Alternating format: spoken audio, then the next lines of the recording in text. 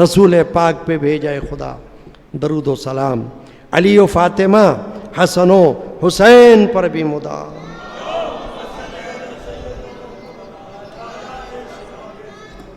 اللہم صلی وعلی آلہ وصحبہ اجمعین۔ حاضرین کرام، سفر کربلا شروع ہوا، مدینہ منورہ سے امام علی مقام رخصت ہو رہے ہیں۔ وہ مدینہ منورہ کہ جو افضل مقام ہے مقامات میں اور بہترین جگہوں میں سے ایک جگہ ہے، اسے مجبوری میں امام علی مقام چھوڑ رہے ہیں۔ جیسا کہ آپ نے سنا ہوگا اور سنا ہوگا ضرور کہ ہجرت اللہ کے رسول نے کی مکہ شریف سے مدینہ طیبہ کی طرف، تو اللہ کے حکم سے کی نا۔ مکہ بھی آپ کو پسند تھا اور مدینہ بھی آپ کو پسند ہے، مگر جب حکم آ گیا باری تعالیٰ کا کہ آپ ان کفار کے اور مشرکین کے ظلم و ستم سے، جو کہ بہت بڑھ گیا ہے، آپ چاہتے ہیں کہ نجات ہو جائے تو آپ یہاں سے ہجرت فرما جائیں، تو اللہ کے رسول نے ہجرت فرما لی۔ اسی طرح مدینہ منورہ سے حضرت امام علی مقام جو مکہ سے مدینہ منورہ میں آ گئے تھے، اب یہاں سے رخصت ہو رہے ہیں اور مکہ معظمہ کی طرف جا رہے ہیں۔ چنانچہ مدینہ منورہ سے مکہ کی طرف آپ کا سفر ہو رہا ہے، اور آپ نے شعبان کے مہینے میں یہ سفر مکہ معظمہ کی طرف اختیار فرمایا، یعنی 60 ہجری ماہ شعبان المعظم، مشہور مہینہ ہے نا آپ کے علم میں، رمضان سے ایک مہینہ پہلے کون سا مہینہ ہوتا ہے؟ شعبان۔ تو شعبان کے مہینے میں آپ نے یہ رخت سفر باندھا، اپنے اہل خانہ کو لے کر، اپنے بیٹوں بھتیجوں بھانجوں کو ساتھ لے کر، اور مکہ معظمہ کی طرف آپ روانہ ہوئے۔ جب آپ مکہ معظمہ وہاں پہنچے تو لوگوں کو آپ کی تشریف آوری کی اطلاع ملی، تو لوگ آپ کی خدمت اقدس میں آنے لگے اور آپ کی زیارت کا شرف حاصل کرنے لگے۔ یعنی جن کو یہ معلوم تھا کہ امام حسین کی زیارت جو ہے وہ ایسی جیسے رسول اللہ کی زیارت، ویسے بھی امام حسین حضور کے صلی اللہ علیہ وسلم کے پیارے نواسے ہیں، اور پھر ہم شبیہ پیمبر ہیں، یعنی شباہت امام حسین کی سرکار دو عالم صلی اللہ علیہ وسلم سے بہت ملتی تھی، بہت شباہت تھی اس میں۔ تو چنانچہ لوگ آپ کے پاس آ کر آپ کی زیارت کا شرف حاصل کرنے لگے۔ آپ کو چونکہ کوفیوں کے خطوط ملے تھے اور آپ نے سن لیا تھا کل رات کہ آپ نے حضرت مسلم بن عقیل اپنے چچا زاد بھائی کو وہاں جانے سے پہلے بھیج دیا تھا کہ جا کر جائزہ لے لو، اور اگر آپ کو لگے کہ وہاں ہمارے چاہنے والے آپ کے ساتھ کھڑے ہوئے ہیں میدان عمل میں اور عقیدت کا مظاہرہ کر رہے ہیں، استقامت میں ہیں، تو پھر ہمیں لکھ دینا تو ہم آ جائیں گے۔ تو جب حضرت امام مسلم بن عقیل نے جا کر یہ دیکھا کہ وہاں لوگ امام حسین کے چاہنے والے ہیں اور جمع ہو گئے ہیں، اور حضرت سیدنا امام حسین کی بیعت امام مسلم کے ہاتھوں پر کر رہے ہیں، تو امام مسلم نے حضرت امام حسین کو خط لکھ دیا کہ یہاں آپ کے چاہنے والے ہیں، اس لیے آپ وہاں سے سفر اختیار کر کے یہاں پر آ جائیں۔ چنانچہ امام علی مقام امام حسین رضی اللہ تعالیٰ عنہ، جن کو ابھی یہ علم نہیں تھا کہ امام مسلم کو وہاں شہید کر دیا گیا، وہ سفر انہوں نے اختیار کر لیا امام حسین نے، اور آپ نکل پڑے اور مکہ معظمہ پہنچے، اور پھر وہاں سے آگے سفر اختیار فرمایا۔ رسول پاک پہ بھیجا خدا درود و سلام، علی و فاطمہ حسن و حسین پر بھی مدام۔ اللہم صلی علی سیدنا محمد وعلی آلہ وصحبہ اجمعین۔ چنانچہ حضرت سیدنا امام علی مقام کے ساتھ اس سفر میں امام علی مقام کے 3 صاحبزادے آپ کے ساتھ تھے۔ حضرت علی اوسط، جن کو امام زین العابدین حضرت سجاد کہا جاتا ہے، یہ حضرت شہر بانو کے بطن سے تھے، یعنی ان کی ماں الگ ہے، اور ان کی عمر اس وقت تقریباً 22 سال تھی، جوان تھے آپ۔ اور آپ کے دوسرے فرزند امام علی مقام کے علی اکبر تھے، جو دوسری زوجہ کے بطن سے تھے، یہ کربلا میں شہید ہوئے، ان کی عمر 18 سال تھی۔ اور امام علی مقام کے تیسرے فرزند، جن کا میں نے ابھی ذکر کیا تھا، شیر خوار دودھ پیتے بچے، حضرت علی اصغر، ان کی والدہ اور تھیں، تو یہ شیر خوار بچے بھی میدان کربلا میں شہید ہوئے تھے۔ اور ان کے علاوہ امام حسین کی ایک صاحبزادی تھی حضرت سکینہ سلام اللہ علیہا، ان کی نسبت یعنی ان کا رشتہ حضرت امام حسن کے بیٹے حضرت قاسم کے ساتھ ہوا تھا، اور حضرت قاسم بھی میدان کربلا میں شہید ہوئے، اور وہ بھی میدان کربلا میں تھے، لیکن ان کے نکاح کی نوبت نہیں آ سکی کیونکہ شہادت واقع ہو گئی۔ تو اس کے علاوہ حضرت امام حسین رضی اللہ تعالیٰ عنہ کی 2 ازواج آپ کے ساتھ تھیں، ایک شہر بانو اور دوسری حضرت علی اصغر کی والدہ ماجدہ۔ پھر حضرت امام حسن جو امام حسین کے بڑے بھائی ہیں، ان کے بھی 4 فرزند ارجمن میدان کربلا میں امام حسین کے ساتھ تھے، ایک حضرت قاسم، ایک حضرت عبداللہ، ایک حضرت عمر اور ایک حضرت ابو بکر۔ یہ 4 بیٹے امام حسن کے، گویا کہ امام حسین کے بھتیجے، یہ آپ کے ساتھ تھے سفر میں، اور یہ 4 کے 4 میدان کربلا میں شہید ہوئے۔ اور پھر حضرت علی، مولا علی مشکل کشا کرم اللہ تعالی وجہ الکریم، ان کے 5 فرزند اس سفر میں امام علی مقام کے ساتھ تھے، حضرت عباس بن علی، حضرت عثمان بن علی، حضرت عبداللہ بن علی، حضرت محمد بن علی اور حضرت جعفر بن علی۔ یہ حضرت امام علی مقام کے ساتھ تھے اس سفر میں، اور یہ سب کے سب شہید ہو گئے میدان کربلا میں۔ یعنی کہ جو آپ نے سنا نا کہ بیٹے، بھتیجے، بھانجے سب شہید ہو گئے۔ اور حضرت عقیل جو حضور کے چچا ہیں امام علی مقام کے، ان کے فرزندوں میں سے امام مسلم تھے جو پہلے شہید ہوئے، جن کا ذکر کل آپ نے سن لیا۔ وہ میدان کربلا میں ابھی پہنچے نہیں، بلکہ کوفہ میں ان کو شہید کر دیا گیا۔ اور ان کے 3 فرزند عبداللہ، حضرت عبد الرحمن اور حضرت جعفر امام کے ہمراہ کربلا میں حاضر ہوئے اور وہاں شہید ہو گئے۔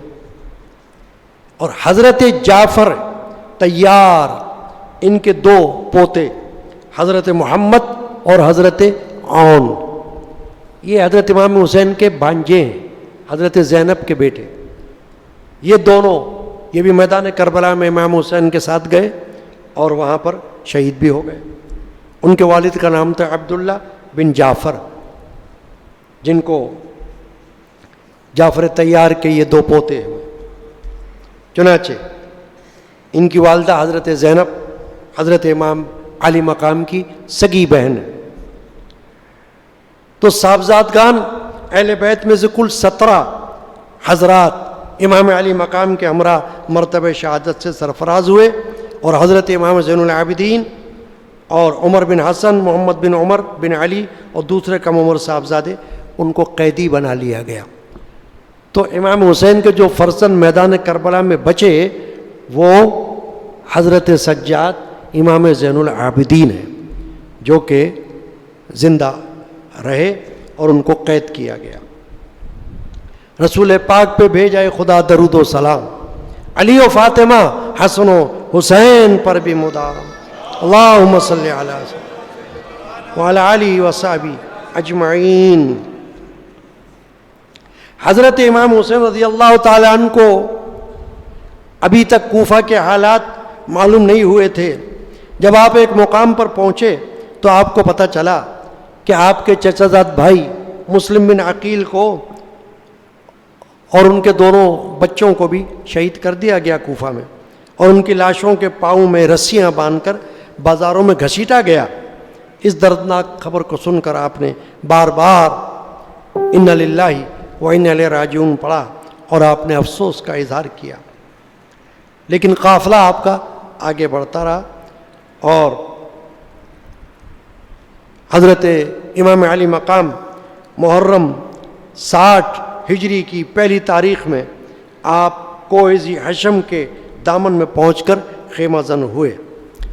حر اس واقعہ کربلا کا ایک مشہور شخص گزرا ہے جو کہ پہلے تو دشمنوں کی طرف سے یزید لشکر کی طرف سے آیا تھا، لیکن اللہ تعالیٰ نے پھر اس کو ایسا موقع عطا فرما دیا کہ وہ امام حسین کا غلام بن کے شہید ہوا. تو حر بن یزید تمیمی 1000 لشکر کے ساتھ آپ کو گرفتار کرنے کے لیے پہنچا. دوپہر کا وقت تھا، اس کے سواری کے جانور اور اس کے ساتھ کا لشکر بہت پیاسے تھے. امام حسین نے ان کو پانی پلوایا کیونکہ اس مقام پر پانی موجود تھا جہاں آپ ابھی ٹھہرے ہوئے تھے، ابھی میدان کربلا میں نہیں پہنچے آپ. اور ظہر کی نماز کا وقت ہوا، اذان دی گئی تو حضرت امام حسین نے نماز پڑھائی اور حر نے بھی ان کے پیچھے نماز ادا کی. رسول پاک پہ بھیجائے خدا درود و سلام، علی و فاطمہ حسن و حسین پر بھی مدام، اللہم صلی علیہ.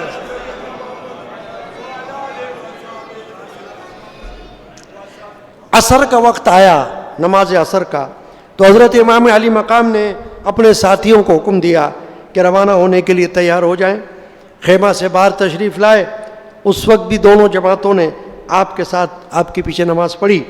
نماز کے بعد آپ نے پھر مجمع کی طرف رخ فرمایا اور حمد و صلات کے بعد ایک واعظ فرمایا کہ اے لوگوں، اگر تم تقوی اختیار کرو گے اور حق والوں کا حق پہچانو گے تو اللہ تعالیٰ کی خوشی تم کو حاصل ہوگی، اور اگر تم لوگ ہم کو پسند نہیں کرتے اور ہمارے حق کو نہیں پہچانتے تو پھر تمہارے خطوط کی وجہ سے میں یہاں تک آیا ہوں، اگر تم نہیں چاہتے تو میں واپس چلا جاؤں. حر نے کہا کہ ہمیں ان خطوط کا علم نہیں کہ وہ کون سے خطوط ہیں جو آپ کو بھیجے گئے.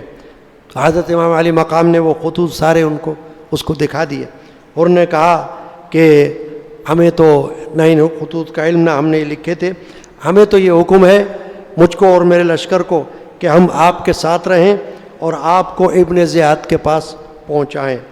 چنانچہ امام علی مقام نے جب اس کو یہ کہا کہ اے حر، تم بھی اللہ تعالیٰ سے ڈرو اور تقوی اختیار کرو، تو پھر امام علی مقام نے اپنی راہ لی اور ایک طرف چل پڑے. رسول پاک پہ بھیجائے خدا درود و سلام، علی و فاطمہ حسن و حسین پر بھی مدام، اللہم صلی علی محمد وعلی آلہ. ابھی سفر میں آپ چلتے چلتے اس جگہ پر آپ پہنچے کہ جہاں حر نے کہا کہ یہ کربلا ہے، یعنی یہ وہ مقام ہے جس کا نام ہے کربلا. اس لفظ کو سنتے ہی امام علی مقام اپنے سواری سے اتر پڑے اور فرمایا کہ ہاں، یہ ہمارے سواریوں کے بیٹھنے کی جگہ ہے اور یہیں ہمارے مال و اسباب اتریں گے اور اسی مقام پر ہمیں شہید کیا جائے گا. تو یہ محرم 61 کی 2 تاریخ اور جمعرات کا دن تھا، یعنی کہ یوم عاشورہ سے ایک دن پہلے.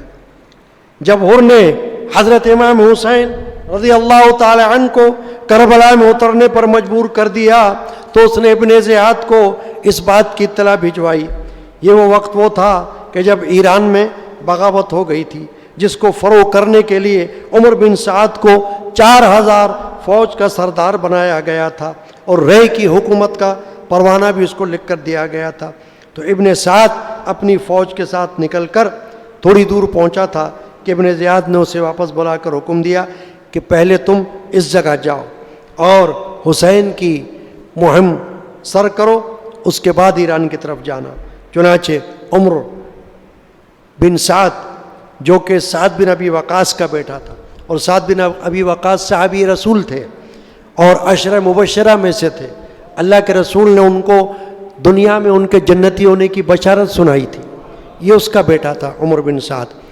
نصیب اس کا ایسا تھا، کیا کیا جائے۔ چنانچہ دنیا کے لالچ میں اس نے قبول کر لیا اور حضرت امام علی مقام کے پاس پہنچا اور اس نے یہ کہا کہ ایک دن کی مہلت آپ کے پاس ہے۔ امام حسین نے ایک دن کی مہلت لی اور اللہ کی بارگاہ میں راز و نیاز فرمایا، اور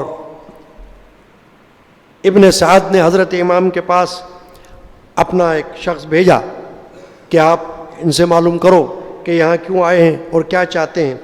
آپ نے جواب دیا کہ تمہارے کوفے والوں نے خطوط لکھ کر مجھے بلایا اور میری بیعت کے لیے مجھ کو اصرار کیا، تو میں وہاں سے چلا ہوں اس سفر میں، اگر تمہیں پسند نہیں تو میں واپس چلا جاتا ہوں۔ ابن سعد نے اپنا سوال، ابن سعد نے یہ سوال اور حضرت کا جواب لکھ کر ابن زیاد کو بھیج دیا۔ اس نے ابن سعد کو جواب میں لکھا کہ تم حسین اور ان کے تمام ساتھیوں سے کہو کہ وہ یزید کے بیعت کریں، اگر وہ بیعت کر لیں گے تو ٹھیک، ورنہ ان کو خیر نہیں، عافیت نہیں۔ رسول پاک پہ بھیجائے خدا درود و سلام، علی و فاطمہ حسن و حسین پر بھی مدام۔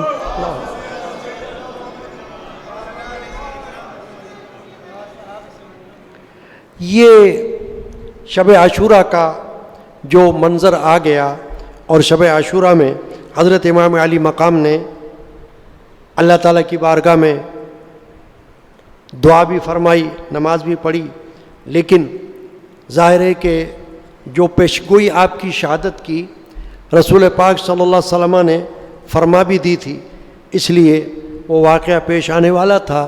چنانچہ شب عاشورہ میں حضرت امام علی مقام نے بہت کچھ سمجھایا، واعظ و نصیحت سے بھی کام لیا، لیکن ان کا نصیب ایسا نہیں تھا کہ وہ امام حسین کی دعائیں لیتے یا رسول اللہ صلی اللہ علیہ وسلم کی خوشی حاصل کرتے یا اللہ تعالیٰ کی رضا حاصل کرتے، تو انہوں نے اس بات کو نہیں مانا، اور امام علی مقام نے ان کے ساتھ شرائط بھی رکھی کہ اگر تم مان لو تو اچھا ہے، مگر انہوں نے کچھ قبول نہیں کیا۔ چنانچہ پھر امام علی مقام نے اپنے ساتھیوں میں ایک تقریر فرمائی حجت کے لیے، ساتھیوں کو جمع فرمایا اور ان کے سامنے تقریر فرمائی کہ سب تعریفیں اللہ تعالیٰ کے لیے ہیں، اور اس کا شکر ہے کہ اس نے ہر حال میں ہماری مدد فرمائی ہے۔ اے اللہ، میں تیرا شکر بجا لاتا ہوں، تو نے ہمیں نبوت کی عزت عطا فرمائی، قرآن کا علم ہمیں عطا فرمایا، سننے والے کان اور دیکھنے والی آنکھیں عطا فرمائی۔ اس کے بعد امام حسین رضی اللہ تعالی عنہ نے فرمایا کہ میں دنیا میں کسی کے ساتھیوں کو اپنے ساتھیوں سے زیادہ وفادار بہتر نہیں جانتا، اور نہ کسی کے گھر والوں کو اپنے گھر والوں سے زیادہ نیکوکار وصلہ رحم کرنے والا دیکھتا ہوں۔ اللہ تعالیٰ تم سب کو میری طرف سے جزائے خیر عطا فرمائے۔ سن لو، میں یقین رکھتا ہوں کہ ان دشمنوں کے ہاتھوں کل میری شہادت ہوگی۔ میں تم سب کو اجازت دیتا ہوں کہ رات کا اندھیرا ہوا ہے، شب عاشورہ ہے، اگر تم لوگ چاہو تو جہاں جانا چاہتے ہو وہاں چلے جاؤ، میری طرف سے تمہیں اجازت ہے، اور تم پر کوئی الزام نہیں ہوگا، تمہارا کوئی قصور نہیں ہوگا۔ یہ لوگ تو میرے قتل کے در پہ ہیں، مجھے جب تک یہ قتل نہیں کریں گے ان کو اطمینان نہیں ہوگا۔ مگر امام علی مقام کی یہ باتیں سن کر سب سے پہلے حضرت عباس رضی اللہ تعالیٰ عنہ، پھر آپ کے دوسرے بھائی، بیٹے، بھتیجے، بھانجے، سب نے یک زبان ہو کر یہ کہا کہ اے امام، کیا ہم اس لیے چلے جائیں کہ آپ کے پاس زندہ رہیں؟ اللہ ہمیں ایسا دن نہ دکھائے۔ امام نے پکار کر کہا، اے اولاد عقیل، مسلم کا قتل ہونا تمہارے لیے کافی ہے، تم چلے جاؤ، جا سکتے ہو، اجازت ہے۔ ان لوگوں نے بھی کہا کہ خدا کی قسم ہم سے ہرگز نہ ہوگا، ہم آپ کے ساتھ آپ کے دشمن سے جہاں تک ہو سکا مقابلہ کریں گے، اور یہاں تک کہ اپنی جانیں آپ پر قربان کر دیں گے۔ چنانچہ اس وقت آپ نے اور آپ کے تمام ساتھیوں نے نماز ادا کی، دعا کی، توبہ استغفار میں اپنا وقت گزارا، اور ساری رات شب عاشورہ میں اللہ کی بندگی میں گزاری، اور اس کے ساتھ ہی خیموں کی پشت پر خندق کھود کر لکڑیاں بھر دیں تاکہ جنگ کے وقت ان میں آگ لگا دی جائے تو دشمن پیچھے سے حملہ نہ کر سکے۔ رسول پاک پہ بھیجائے خدا درود و سلام، علی و فاطمہ، حسن و حسین پر بھی مدار۔